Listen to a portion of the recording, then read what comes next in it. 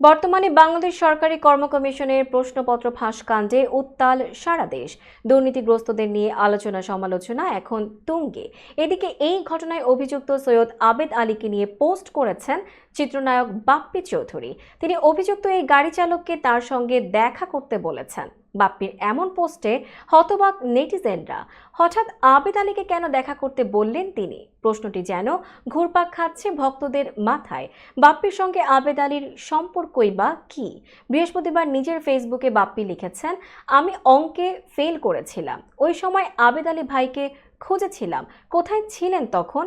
যাই হোক, ভাগ্যের পরিহাস মেনে নিলাম, তবে ভবিষ্যতে আমি আর কোনো পরীক্ষায় ফেল করব না।